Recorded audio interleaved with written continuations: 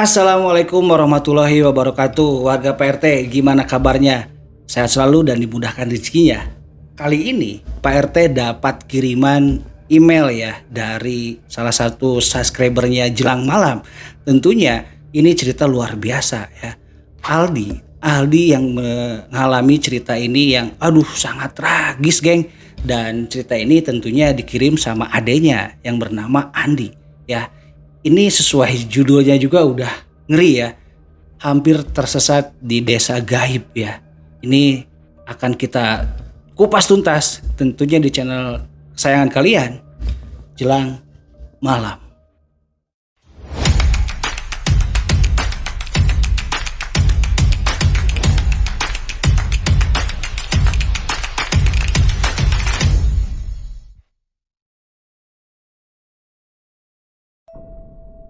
Kejadian ini terjadi sekitaran di tahun 2020.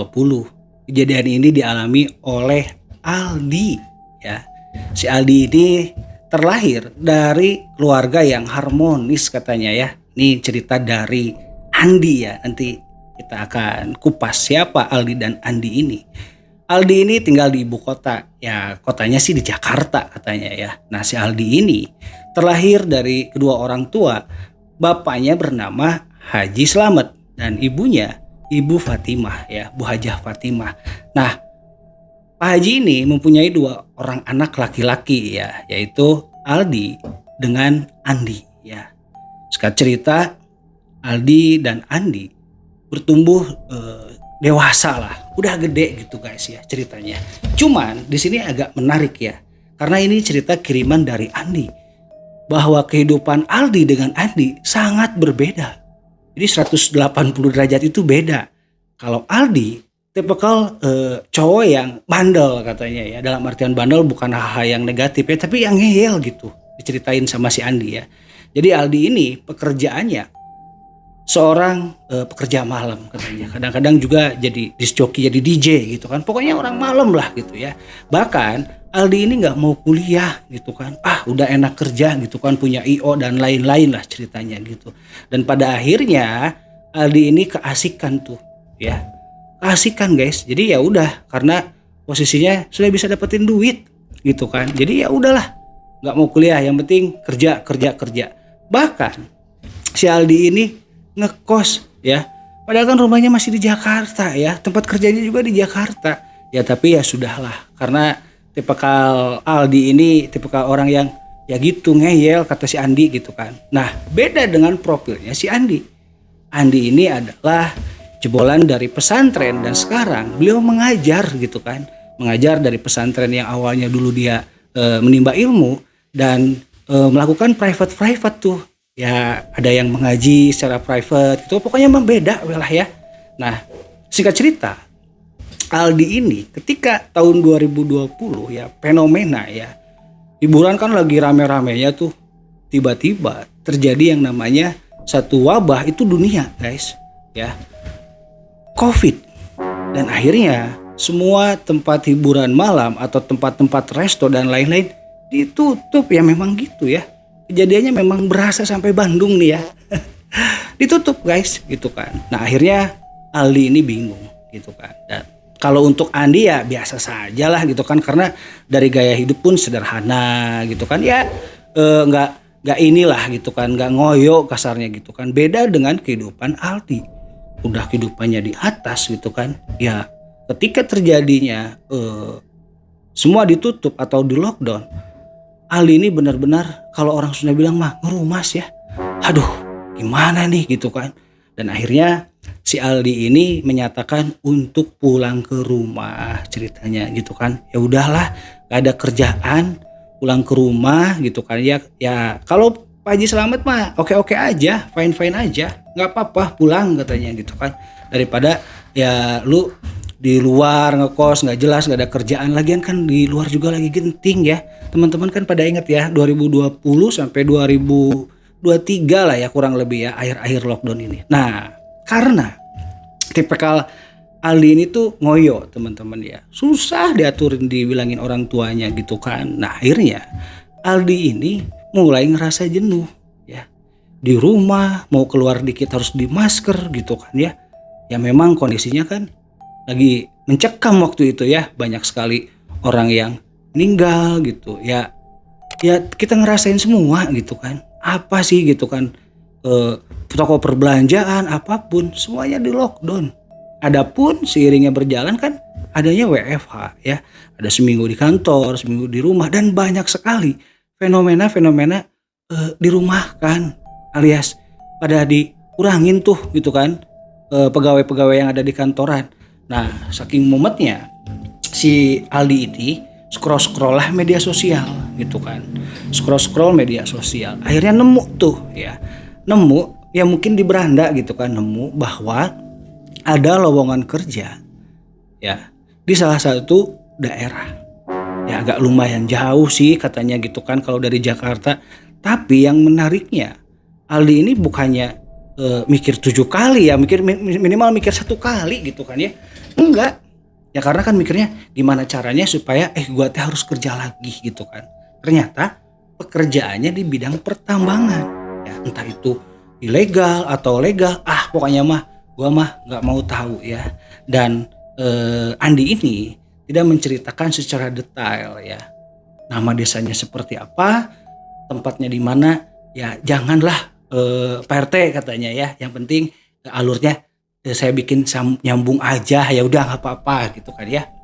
Nah akhirnya mulai komen tuh gitu kan, ya seperti ya orang normal aja, mau tanya dong bang ada nggak lowongan katanya, terus tambangnya di daerah mana, gimana. Nah akhirnya entah beberapa jam kemudian, karena kan belum direspon tuh, ya udahlah ini mah iseng aja mungkin orang, dan Ali pun tidak terlalu ya berharap berlebihan waktu itu ya, ini bisa jadi enggak lah, nggak mungkin lah. Cuman kalau untuk segmentasi tambang ya mungkin karena masuknya ke desa atau di tengah hutan gitu kan ya, bisa jadi ini pekerjaan ini tetap jalan katanya, karena kan tidak lapangan kerjaannya itu atau tempatnya tidak ada di tempat umum, tempat orang banyak gitu. Mikir lagi tuh si Aldi ya, entah di jam keberapa tiba-tiba ada inbox tuh ya di media sosialnya.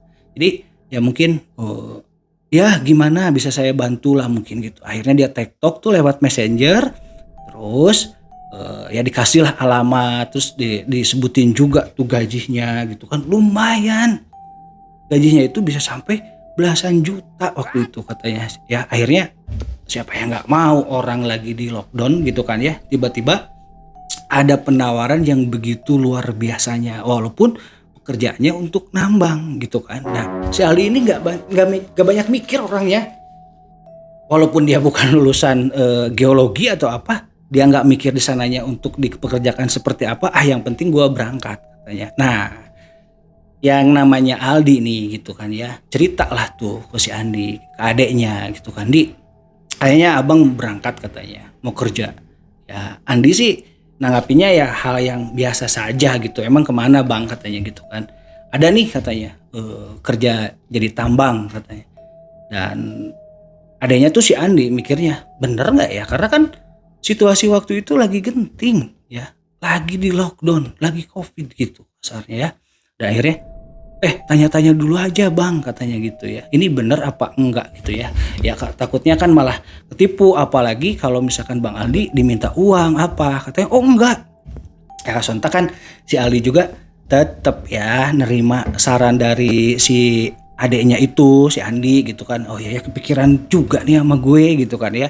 Ya akhirnya Aldi ini iseng-iseng messenger lagi tuh, bang kalau misalkan saya jadi pergi gitu kan, saya kan udah kirim tuh katanya data-data saya, ya minimal dia kirim KTP lah gitu kan sama NPWP, karena syaratnya bisa online juga tuh buat didaftarin. Karena untuk daerah Jakarta katanya bukan Aldi aja, ada sekitar 5 orang. Dari Bandung katanya ada 5 orang gitu kan, mungkin dari Sukabumi dan lainnya, total yang pergi ada sekitar 50 orang waktu itu gitu kan. Nah akhirnya Aldi ini iseng-iseng, bang maaf ya karena aku tuh udah nganggur lama banget katanya gitu kan. Nih maaf nih kalau bisa katanya. Ya kira-kira kalau ongkos ke sana berapa gitu kan. Karena jujur aja tabungan saya sudah mepet gitu kan. Nah, si Aldi ini semakin kaget ya. Ketika si orang ini, sebut aja namanya Pak Bagus aja lah gitu ya. Si Pak Bagus ini gak balas lagi. Boleh kalau minta Pak Aldi katanya dikirim aja nomor rekeningnya. Si Aldi merasa kaget dan ngerasa bersyukur juga, senang juga. Wah ini serius nih, apa yang diomongin si Andi salah nih katanya gitu kan. Kalau orang mau nipu gitu kan, ya setidaknya diminta untuk akomodasi pasti alasannya ngalir ngidul katanya gitu.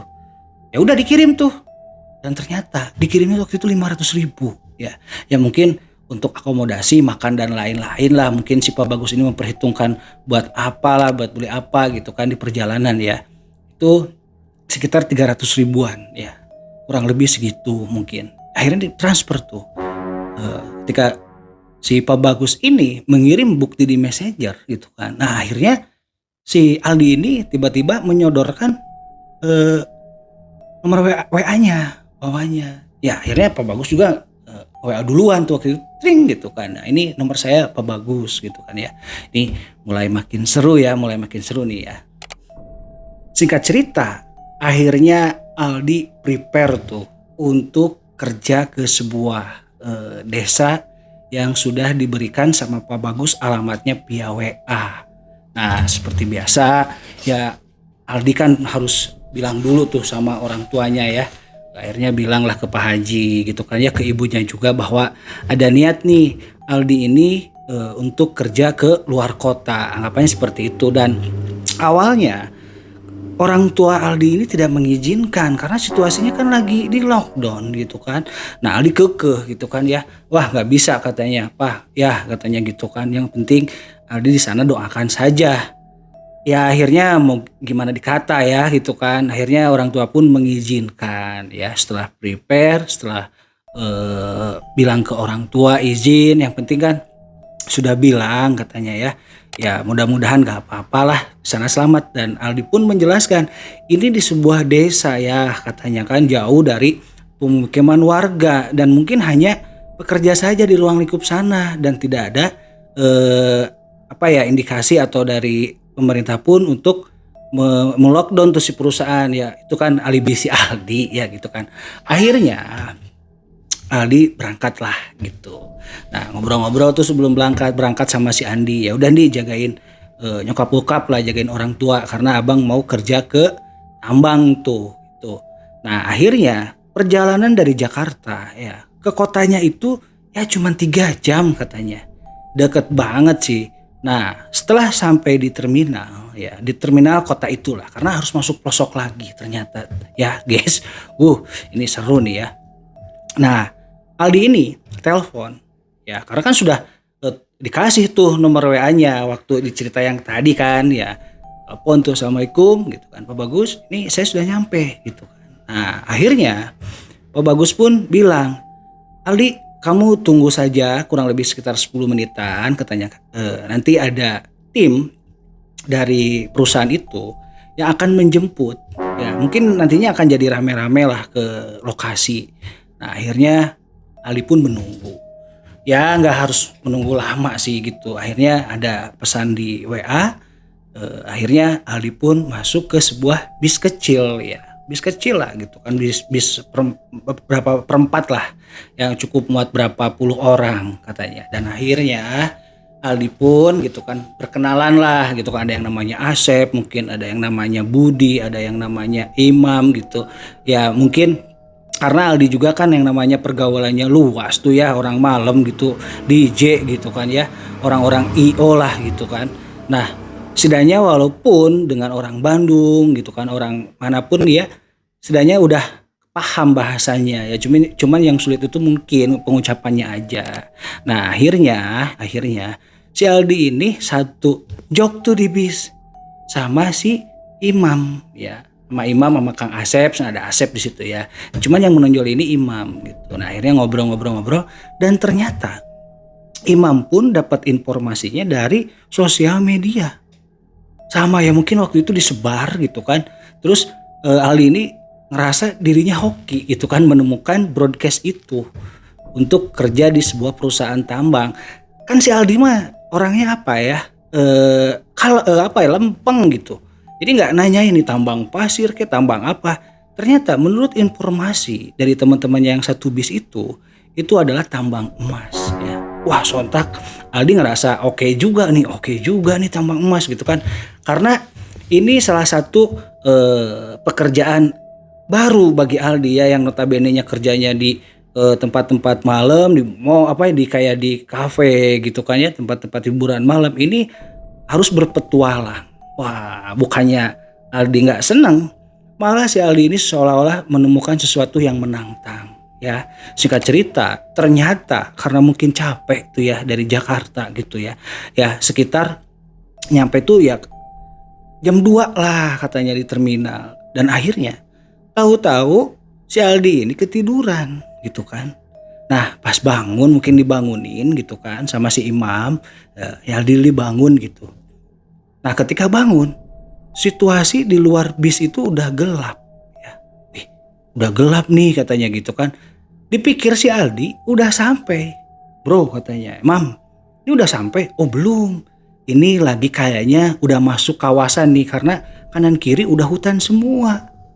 Hutan gitu kan ya. Aldi ngerasa oh ya iya ya, yang namanya juga tempat pertambangan ya, cuman jalannya nggak terlalu jelek-jelek amat katanya gitu ya, bagus lah walaupun ya pakai apa ya, ibaratnya pakai bis gitu kan, goncangannya nggak terlalu gimana lah katanya. Jadi wah kayaknya ini udah memang sering dilewati. Nah akhirnya gak berapa lama kemudian tiba-tiba si bis ini gitu kan ya mulai memperlahan ibaratnya nurunin kecepatan lah. Sontak Aldi dan Imam sama Asep pun berpikiran bahwa mereka itu udah mau sampai ke lokasi. Ternyata salah gitu kan. Pas dilihat kok lama, ada 1 menit 2 menit, tapi nggak ada instruksi tuh sama kondektur ya atau orang kantor gitu kan kalau mereka itu disuruh turun. Akhirnya gitu kan Ali ini kan ya tahu sendiri ya, petang-petang nanyain tuh, Pak Supir sambil agak sedikit teriak, ada apa nih, berhenti katanya. Tiba-tiba ada yang jawab tuh di belakang ya, mungkin kondektur atau orang dari perwakilan si perusahaan itu. Oh ya bang katanya, sebentar dulu tuh mungkin ada yang lewat. Was, sontak si Aldi mikir gitu kan. Awalnya sih enggak. Ya awalnya enggak katanya gitu. Awalnya enggak. Siapa yang lewat ya di hutan ya. Cuman mikir binatang kali ya gitu kan. Oh ya sudah bang katanya gitu. Akhirnya Aldi duduk lagi tuh gitu kan. Duduk lagi ngobrol-ngobrol lah sama Imam gitu. Ngobrol sana kemari. Dan gak lama akhirnya bis itu jalan lagi. Nah setelah ngelihat jam tangannya tuh si Aldi, ini kurang lebih sekitar jam 9 malam. Aldi ngerasa ini lama banget ini katanya. Berapa jam tuh nyampe ke lokasi. Dan Imam pun bilang, ya memang jauh di katanya. Tadi juga saya sempat ketiduran juga. Pas tiba-tiba bangun, situasi sudah kanan kiri hutan tuh katanya. Lihat di jendela bis gitu. Nah Aldi ya sudahlah, mudah-mudahan bentar lagi. Ya akhirnya singkat cerita sampailah ke lokasi pertambangan ya. Jadi kayak ada gapura gitu kan ya, karena kan kali ini orangnya nggak terlalu aware ya, nggak perhatiin kanan kiri, enggak, cuman kelihatan ada gapura, ada seperti mes-mes ya atau rumah-rumah warga yang semi permanen ya. Ini yang dibayangkannya mungkin bawahnya beton tapi atasnya pakai bilik, atau ya rumah-rumah yang ada di daerah gitu kan. Akhirnya sudah parkir dan mereka turun tuh. Kurang lebih sekitar 20-30 orang kata si Aldi gitu ya. Wah rame nih katanya gitu. Dan akhirnya sosok Pak Bagus ini menampilkan batang hidungnya tuh gitu kan. Setelah mereka kumpul, turunkan bawa tas perbekalan dan lain-lain persiapan yang sudah disiapkan Aldi ya di rumah. Akhirnya dibawa semua, karena kan si bis ini kan ibaratnya mau ke garasi lagi lah katanya gitu. Akhirnya sudah turun dan semua peserta atau calon karyawan si tambang ini dikumpulkan di sebuah seperti lapangan yang notabene-nya semuanya udah pohon-pohon semua gitu kan ya. Terus ada kelihatan kayak ada pos satpam gitu satu gitu kan. Tapi gitu kan, setelah Aldi memperhatikan dengan seksama, itu seolah yang gerbangnya itu ada gerbang khusus ditutup gitu kan ya. Cuman ya mikirnya ya udahlah, ya mungkin ini perusahaan gede gitu kan, makanya dari awal juga si Aldi untuk minta ongkos aja dikasih. Ya udah akhirnya ya halo lah gitu kan, Pak Bagus tuh memperkenalkan bahwa ini loh saya gitu kan, sambil memberitahukan peraturan-peraturan gitu kan. Jadi peraturannya seperti ini gitu kan ya, kerjanya seperti ini gitu. Nanti kalian mendapatkan mes untuk tidur gitu ya. Jadi mungkin ya di situ satu kamar, satu ruangan lah bisa dipakai 3 sampai 5 orang. Nah, sontak saja si Aldi bilang tuh ke Imam sama Asep, lu berdua bareng gua aja ya, katanya kan udah enak ngobrol tadi di bis. Oh iya ya nggak apa-apa. Nah, akhirnya mereka pun masuk tuh ke mes masing-masing ya, gitu masuk gitu kan biasa. Ya, kebetulan dalam satu mes itu bentuknya ya kayak apa ya mes-mes di pabrik gitulah gitu kan, cuman suasananya masih di hutan gitu. Tapi kelihatannya Aldi bilang bagus gitu kan untuk tempat hunian di daerah hutan ini bagus. Nah, akhirnya mereka bergantian tuh karena kamar mandinya itu kurang lebih setiap dari jajaran-jajaran mes itu mungkin cuma 2, cuma 3 harus ngantri gitu. Akhirnya ngantri. Nah, karena si Aldi ini mungkin bener-bener lelah, ya udah lu aja dulu Mam, katanya sama Asep, gua nanti kabarin aja mau rebahan dulu, katanya. Ya ada kasurnya itu bisa dipakai buat rame-rame gitu tuh, kayak apa ya, kayak ngampar lah kalau orang Sunda ya. Nah, akhirnya si Aldi ini rebahan dulu tuh sambil nunggu gantian buat ya bersih-bersih lah gitu kan, karena udah perjalanan beberapa jam tuh. Nah, Aldi terlelap tidur. Di tidurnya itu mimpi dia didatengin sosok nenek-nenek. Cuman bilangnya gini, Cu pulang katanya. Sontak si Aldi bangun kaget. Astagfirullah, apa ya? Barusan mimpi, tapi seolah-olah nyata. Samperin gitu ya, sampai ditepuk-tepuk, pulang katanya gitu. Cuman mimpi gitu kan. Dan gak lama Asep datang. Bang Aldi katanya, yuk ke air dulu yuk katanya. Udah pada sepi tuh, Imam juga udah di depan nongkrong lagi ngopi, lagi ngerokok katanya gitu ya. Dan situasinya di kamar itu ada kayak dispenser udah disiapin lah ya. Akhirnya Aldi pun mandi. Cerita berlanjut, akhirnya besok paginya adalah hari pertama Aldi beroperasi alias kerja ya.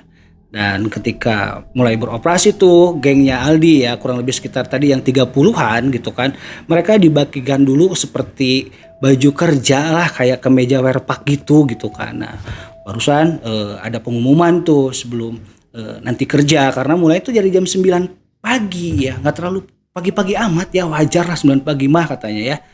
Nah, ada instruksi dari seorang mandor atau leader. Jadi dijelasin tuh nanti begini. Dan kebetulan dalam sistemnya kerjaan di tambang itu, Aldi kebagian dalam minggu pertama itu checker ya. Jadi maksudnya checker itu ya mungkin gitu kan ya, ngecek si penambang dalam satu hari dia dapat berapa gitu kan ya, mungkin nanti ditulis baru distorin ke mandornya itu. Nah, nantinya ada juga yang tugas katanya tetap masuk ke lokasi tambang ya. Ya mungkin Aldi masih kepikirnya apa gue nambang gitu kan ya di dalam. Tapi ya sudahlah katanya gitu kan, nggak apa-apa gitu. Nah, akhirnya singkat cerita gitu kan, mulai tuh Andi ngerasa nyaman dalam minggu pertama. Karena apa? Karena kerjaannya enteng banget, cuman tulis-tulis laporin gitu kan. Kurang lebih pas seminggu mulai tuh ya, mulai interaksi dengan keluarganya ya, biasalah WA apa. Bahkan pertama kali tuh Aldi sampai pun kasih kabar ya, cuman waktu malam itu tidak tersampaikan ya, mungkin sinyal gitu ya, baru kebacanya mungkin 1 hari setelah Aldi datang ya, bla bla bla lah begitu singkat cerita.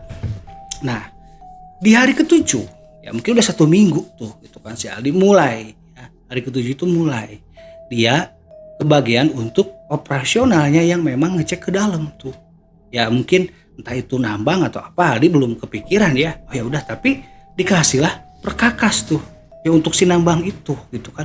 ya ada lubang yang memang untuk satu orang katanya, ya ngebaris gitu, mungkin yang masuk cuma 3 orang 5 orang gantian, nggak apa-apa Aldi, karena jiwanya jiwa eh, apa ya, pekerja keras juga, terus orangnya tipikal penasaran, ya udah nggak apa-apa katanya, masuk belajar, dia tanya-tanya, oh kayak gini, oh cara kayak gini. Nah Aldi pun di dalam tuh kepikiran, ini perusahaan besar tapi kok seolah-olah kebanyakan, hampir 70% katanya tambangnya manual. Memang sih ada beberapa alat berat kayak beko dan lain-lain, doser dan lain-lain gitu kan ya, cuman jarang beroperasional, hanya mungkin ya sesekali jalan tuh selama seminggu itu gitu kan ya. Ya udah akhirnya si Aldi ini mulailah bekerja di minggu kedua gitu kan. Nah, ketika di dalam tuh Aldi ngerasa, wah ini memang berat katanya, tapi ketika disesuaikan dengan gaji sih oke aja gitu, apalagi ada instruksi dari pimpinannya, dari leadernya atau mandornya, ada bonus, selalu ada bonus. Ya Aldi kan ngerasanya ya mudah-mudahan nih bulan depan gue dapat bonus kalau timnya Aldi ini sesuai target gitu kan. Akhirnya singkat cerita beres tuh si Aldi gitu kan. Nah, kurang lebih sekitar jam 4 tuh dia selesai naik, ya ibaratnya kan nggak lama-lama di situ, naik turun hitungan jam lah gitu kan, karena ada oksigen dan lain-lain, ya mungkin kalian udah kegambar lah. Jam 4 tuh dia santai-santai dulu tuh, kayak di pos gitu, ngobrol kanan kiri, ngobrol kanan kiri. Cuman ya dari awal Aldi ini berinteraksi hanya ya dengan timnya yang baru. Jadi seolah-olah dengan timnya atau karyawan yang lamanya itu, mereka itu seolah menutup diri. Ya, ya cuman kalau disapa gitu kan, ya ngejawab gitu kan. Nggak pernah ngobrol panjang lebar, enggak gitu. Cuman Aldi kan ngerasa karena anak baru gitu kan. Ya sudah, karena tim kloter Aldi juga cukup banyak, sekitar 20, sekitar 30 orang, ngerasa dia cukup punya temen tuh di lingkungan kantornya. Ya sudah, nggak masalah katanya, mungkin yang namanya kerja tambang itu capek, tanggung jawabnya gede gitu kan, penuh ibaratnya resiko juga, ngapain ya harus banyak ngobrol kaler ngidul gitu. Ya positifnya sih Aldi gitu. Nah ketika Aldi ini ngobrol, kan ada kayak ibu kantin gitu kan, ngobrol tuh sama si ibu gitu kan, Bu ini tuh masuknya daerah mana ya katanya gitu kan. Jadi seolah si ibu juga ketika Aldi nanya seperti itu nggak mau ya disebutin tuh sama si ibunya, daerah ini katanya, Kang katanya gitu ya. Biasalah ibu-ibu di desa ngobrol sambil ngopi dan lain-lain dan lain-lain. Nah akhirnya celetuklah Asep, Mam katanya, ngobrol ke Imam, nggak ke Aldi. Aldi kan dengar gitu kan ya, sama ya ada teman-temannya juga. Waktu malam katanya, aku dengar, gue dengar tuh katanya, ada orang yang kayak berantem katanya. Ya nggak tahu berantem atau kayak barang-barang jatuh gitu kan, kayak pukulan-pukulan atau ya kayak orang berantem aja katanya. Kalian ngedengar nggak? Ya sontak si Imam tuh bilang enggak ah, ya mungkin karena emang tidur pulas, apalagi si Aldi gitu kan ya. Enggak juga Sep katanya.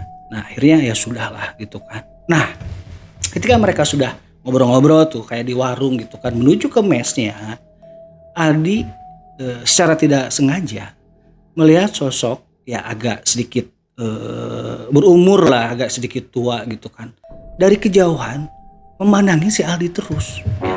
Tapi setelah karyawan gitu kan ya, pakai wearpack, pakai baju perusahaan gitu kan ya. Cuman kan si Aldi orangnya cuek ya, ini siapa tuh orang ngeliatin terus gitu kan. Ya udahlah gitu kan, karena mungkin gue orang baru gitu.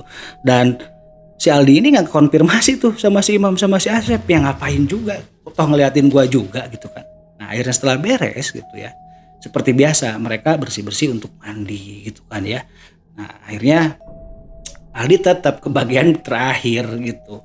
Setelah ya mau maghrib tuh, karena lama istirahat kan, nunggu juga itu yang gantian masuk kamar mandi ya. Mau maghrib, tiba-tiba si Aldi tuh nunggu. Si Asep katanya kamar mandi udah kosong. Taunya masih ada orang mandi gitu. Aldi nunggu kan gitu kan, nunggu sambil nyender gitu kan. Ya kedengeran tuh kayak cebur mandi sambil ini gitu kan ya, bersedendang nyanyi di kamar mandi gitu. Tiba-tiba Asep nyamperin ya. Di Kenapa lu masih nggak mandi katanya, kan kamar mandi udah kosong, anak-anak udah beres semua. Wah ngaco lu katanya. Tapi tetap penasaran tuh, itu ada orang di dalam katanya. Tadi kok kedenger kok ada orang mandi, bahkan ada sama nyanyi. Asep penasaran, nyamperin. Dibuka tuh, wih ini nggak ada. Ah mulai. Poin pertama adalah mulai merasa janggal ya, walaupun si Aldi nggak terlalu kepo ya, nggak terlalu mau penasaran. Tadi tuh ada orang yang ngeliatin gitu kan. Terus dari lingkungan pun orang-orang lama itu seolah-olah menutup diri gitu. Terus sekarang ada kejadian orang yang seolah mandi tapi nggak ada. Apalagi tadi sebelumnya Asep bilang malam ada orang yang kayak lagi berantem lah, kayak orang lagi ribut, kayak orang lagi disiksa gitu kan. Akhirnya Aldi, oh ya udahlah gue mandi dulu katanya. Aldi pun cepet mandinya tuh, udah beres. Akhirnya sebelum tidur mereka ngobrol-ngobrol dulu tuh. Ya si Aldi nanya, lu ngerasa aneh nggak di tempat ini gitu kan? Dengan job desk pekerjaan seperti ini ya kita nambang, ngecek gitu kan, terus ketemu bos gitu kan, ya cuman gitu-gitu doang gitu kan. Tapi nggak tahu tuh katanya, dalam hati gue tuh ada yang janggal nih gitu kan, kalian gimana?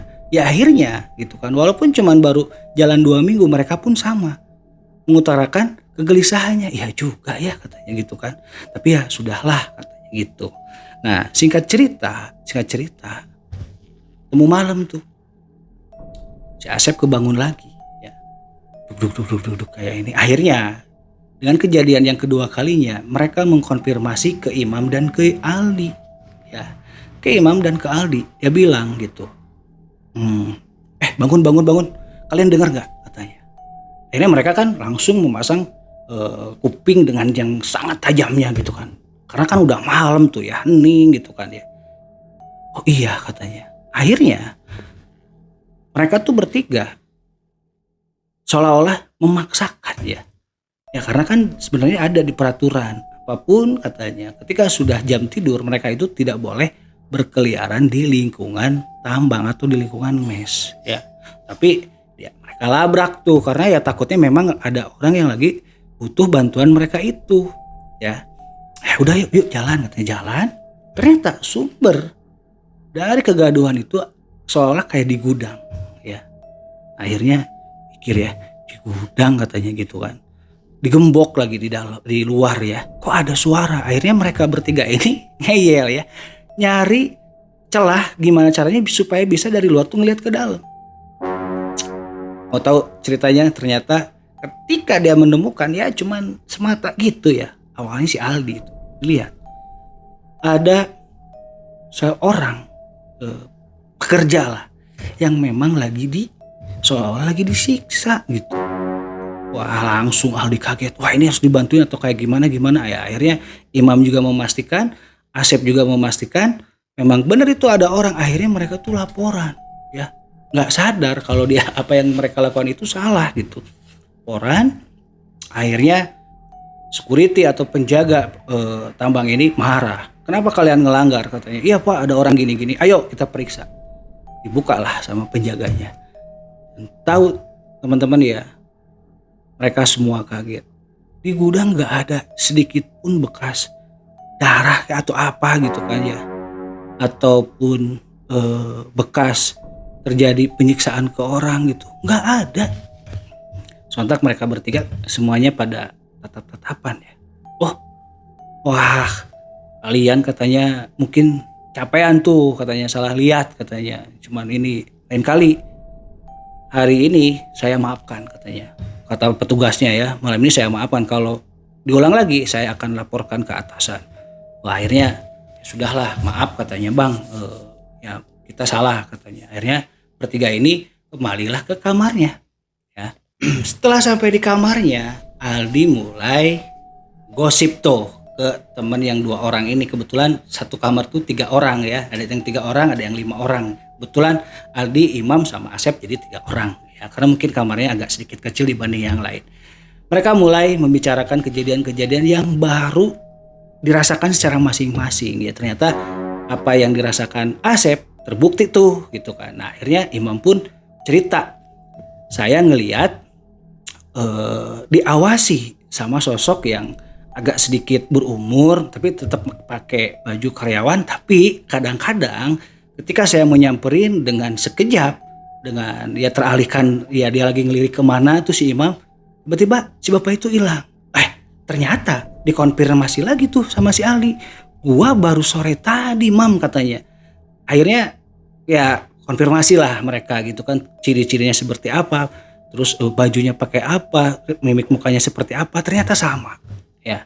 Tapi setelah pembahasan itu mereka pun berpikirnya atau menanggapi semua ini dengan hal yang positif. Ya sudahlah, karena mungkin kita anak baru atau orang baru atau karyawan baru, ya sudah. Akhirnya mereka bertiga pun istirahat seperti biasa tuh, melakukan kegiatan bekerja di tambang. Nah, sudut pandang dari Andi ya, ini adiknya si Aldi ya, yang ada di Jakarta. Waktu itu Andi ketemu dengan Pak Kiai, atau bisa dibilang gurunya si Andi gitu kan, karena kan dia itu ngajar juga tuh anak-anak buat ngaji. Terus Andi ini sering ketemu juga tuh sama Mama Kiai ya untuk memperdalam terus ilmu keagamaannya. Nanya tuh, Di katanya, abang lu tuh kemana gitu kan, karena ini orang Jakarta ya, orang Betawi. Oh iya, kayak lagi kerja katanya gitu kan, katanya sih ada kerjaan di tambang gitu. Walaupun keluarga bahkan saya pun melarang karena posisinya lagi ada wabah, lagi di lockdown. Tapi ya Pak Kiai tahu sendiri kan, abang kita itu ya memang tipikal orangnya yang ngeyel katanya, dan alasannya bahwa di daerah itu tidak di lockdown karena jauh dari masyarakat, dari desa. Ya Pak Kiai cuma bilang, oh gimana, suka ada komunikasi? Ya awalnya sih iya, sekarang sih belum. Waktu pertama beliau datang, si abang datang, dan ketika memberitahukan ke orang tuanya, sampai sekarang nggak ada lagi tuh Pak Kiai katanya gitu kan. Akhirnya Pak Kiai nggak tahu ya, mungkin udah feeling atau apa gitu kan, coba deh kamu hubungin katanya ya, besok lusa atau nanti malam, siapa tahu ada apa-apa. Ya sontak si Adi kaget, emang ada apa-apa gimana Pak Kiai gitu kan. Oh enggak, ini cuma nanyain doang kan, wajar katanya. Lu katanya ente seorang adik, wajar lah nanyain kakaknya katanya gitu ya. Akhirnya si Andi pun ya udahlah. Tapi ketika ada pernyataan dari Pak Kiai seperti itu, Andi ini kepikiran terus. Bahkan ketika ngajar pun jadi gak fokus karena ada kata-kata dari Pak Kiai, takut terjadi apa-apa. Karena kan Pak Kiai ini sosok orang yang berilmu ya. Ya tahu lah barometernya si Andi gitu kan. Nah, disinilah mulai teman-teman. Akhirnya karena Andi ini ternyata dari ayahnya itu sudah sudah turun menurun mungkin ya. Mereka itu seolah punya kemampuan lebih dari hal-hal yang mungkin berbau goib ya. Mungkin ya kayak si Andi ini bisa merasakan hal-hal yang negatif. Si Andi ini bisa sedikitnya berkomunikasi dengan makhluk halus gitu.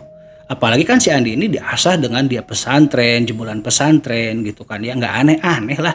Mungkin juga sebenarnya si Aldi ini kakaknya punya ya, tapi karena kehidupannya kan beda sama si Andi ya, jadi dia kan main malam apa ya nggak tahu ya, sholat juga nggak pernah mungkin gitu kan ya, jadi nggak terlalu peka gitu. Akhirnya ketika sudah pulang beraktivitas, Andi ini mulai melakukan kebiasaan ketika memang dia lagi galau ya. Cuman dia nggak konfirmasi tuh ke orang tuanya, jakut jadi pikiran ya. Akhirnya dia ambil wudhu tuh malam-malam dan melaksanakan sholat malam ya.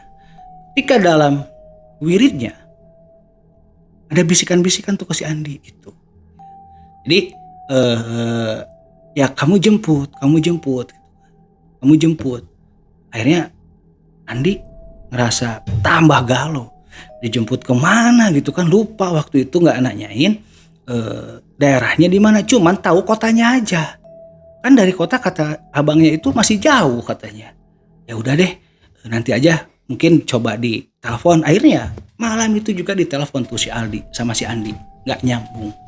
Ya positif aja, mungkin dimatiin karena sudah malam istirahat, atau ya memang sinyalnya susah karena di hutan gitu kan. Tapi tetap rasa kegelisahan itu masih ada di benaknya si Andi ya. Duh, ada apa nih, ada apa gitu kan ya. Akhirnya ya sudahlah gitu kan. Mungkin besok pagi dibalas atau si Aldi ini bisa telepon. Nah, singkat cerita, masuk lagi ke sudut pandang si Aldi, itu di pertambangan. Ya seperti biasa mereka melakukan kegiatan-kegiatan yang memang yang seharusnya dia lakukan, SOP dari perusahaan. Nah, di pertama dia bekerja kurang lebih 1 bulan barulah menerima gaji. Sontak senang sekali karena apa? Gajinya itu bisa mencapai target. Gaji plus bonus katanya. Wah, mereka pada seneng gitu kan ya. Akhirnya ya ada yang traktiran gitu kan. Cuman yang anehnya ketika waktu libur ya. Jadi liburnya itu bisa kompakan tuh gitu kan, karena bisa ngobrol sesama tim. Gue misalkan mau libur di hari Sabtu, tapi yang lain harus masuk gitu kan, atau mau libur di hari Selasa tapi ada backup gitu kan, jadi fleksibel ya. Mandornya bilang kalian kalau mau libur fleksibel gitu ya. Tapi anehnya ketika di waktu libur mereka itu tidak boleh meninggalkan kawasan, tidak boleh meninggalkan tempat tambang ini karena jauh katanya, nggak ada kendaraan. Penasaran tuh kan, wah yang bener Pak Mandor katanya, ya mungkin ke daerah tetangga sebelah kayak gitu kan, nggak bisa katanya. Nah semakin tuh nambah lagi tuh poin tuh, satu lagi nih katanya, mereka kan ngegosip-gosip jadi bingung katanya, tiap libur cuman di mes, gak ada hiburan, lagian mereka punya duit gitu kan. Nah singkat cerita, Aldi ini punya siasat, ya mau kirim duit katanya, gimana nih caranya. Akhirnya ngobrol lah tuh penjaga ya ke satpam, bang kalau seandainya saya mau kirim uang ke orang tua katanya, kan ini uangnya ada yang bentuknya cash, ada yang ditransfer, saya harus via ATM tuh, boleh nggak katanya. Tetap nggak boleh. Wah, Ali makin tanda tanya nih gitu kan, walaupun dia ngerasa masih ya sebulanan lah gitu kan, ini ada apa. Ya udahlah nggak apa-apa, nantilah kalau memang benar-benar cuti pulang katanya gitu kan, ya berharapnya gitu kan. Singkat cerita, jam 13.00 ya lagi siang-siangnya tuh, lagi panas-panasnya katanya, ada pengumuman, ada satu kejadian karyawan kecelakaan ya, entah itu ketutup si galian atau kronologisnya seperti apa, tapi menurut gosip di lapangan ya, yang meninggal ini adalah karyawan lama sekitar 15 orang ya.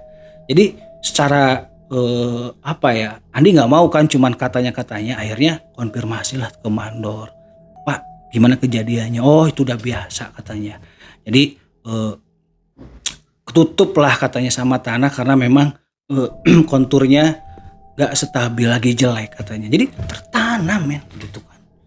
Jadi soalnya tuh si petugasnya bilang udah berusaha diselamatin nggak bisa. Yang sebenarnya yang terjadi di lapangan ternyata dibiarkan.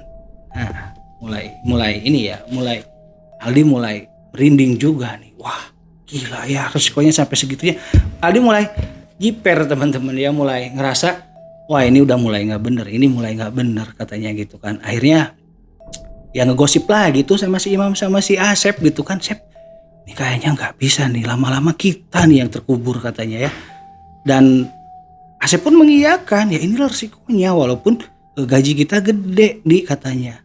Ya gimana gitu kan, kita mau pulang aja susah, sementara kita sudah dikontrak selama 1 tahun gitu kan. Akhirnya ya sudahlah katanya gitu ya. Nah singkat cerita, mereka itu ya jalanin aja dengan rasa yang penuh was-was gitu kan. Sementara di segmennya Andi ya, di sudut pandangnya Andi pun mulai ngerasa tiap harinya tuh gelisah ini, susah dihubungin, ada apa gitu kan. Dan akhirnya kurang lebih habis seminggu ya, udah sebulan lebih seminggu mungkin ya, hitungannya seperti itu gitu. Nah akhirnya si Andi ini bilang tuh ke orang tuanya, Pak sepertinya saya harus susul Aldi katanya gitu. Ini udah lama, ini udah lama katanya nggak ada kabar dari Bang Aldi. Ya orang tuanya kan cuman bisa ya udahlah susul aja gitu.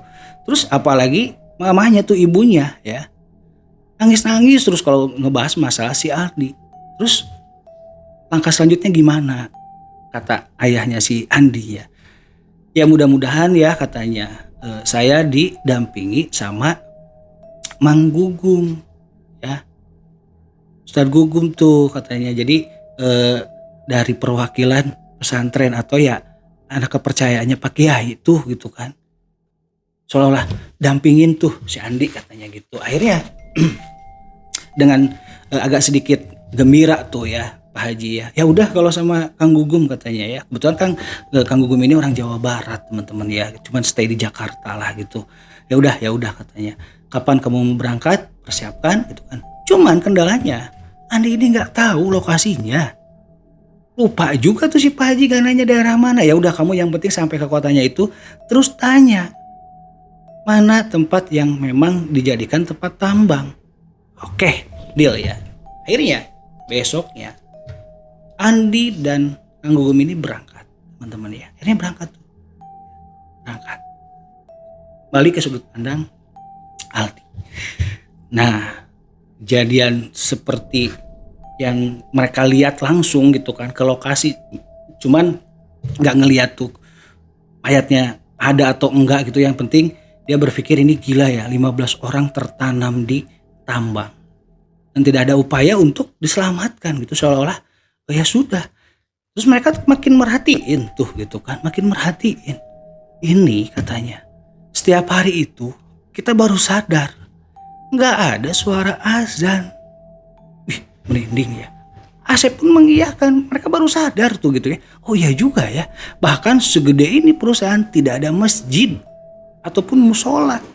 Dan yang anehnya orang-orang lama ini seolah-olah acuh terhadap tim yang baru. Wah, mulai itu diselidiki tuh sama 3 detektif ini gitu ya. Ini ada apa nih perusahaan gitu kan. Ya sudah, mulailah mereka waspada pada saat mereka semakin tahu ada yang tidak beres dengan perusahaan ini gitu ya.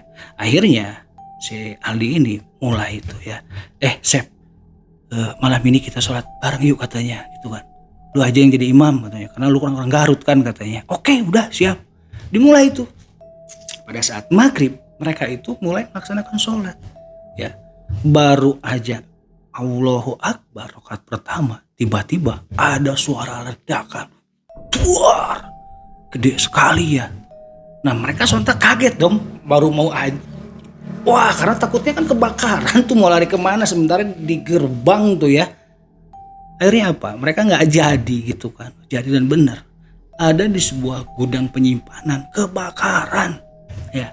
Aldi sama teman-teman mikirnya ya itu mah sebuah kebetulan aja, bukan karena dampak mereka sholat gitu ya. Akhirnya pada keluar lah gitu kan, melihat posisi gudang ini terbakar dan dipadamkan gitu kan.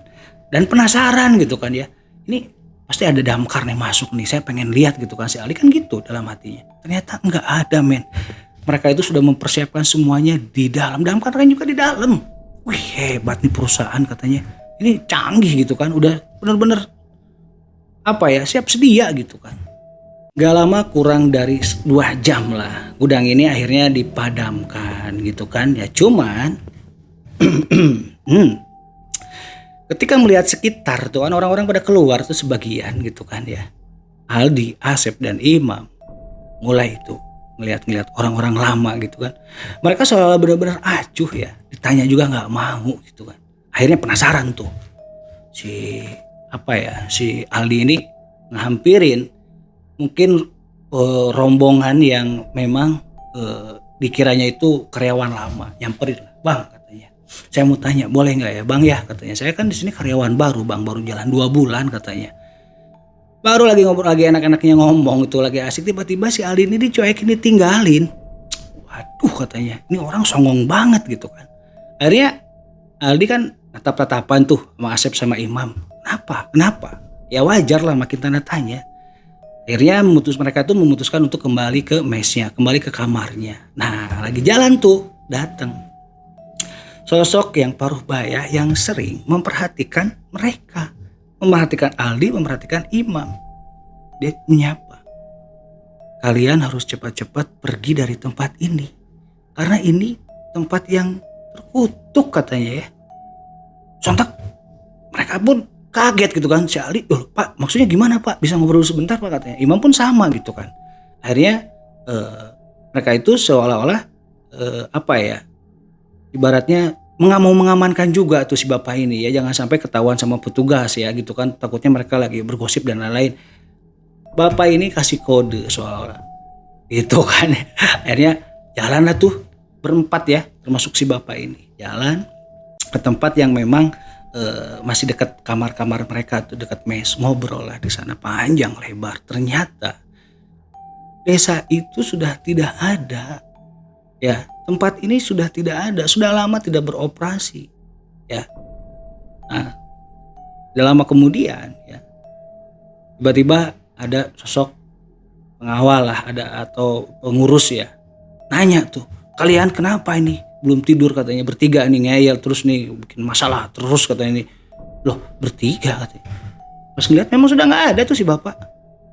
Oh ya Pak, maaf tadi gerah banget Pak katanya, mungkin karena kebakaran makanya kita lagi ngerokok katanya gitu kan ya. Oh ya cepat masuk nggak bisa, ini sudah waktunya istirahat, nggak boleh keluar katanya. Akhirnya mereka masuk kan.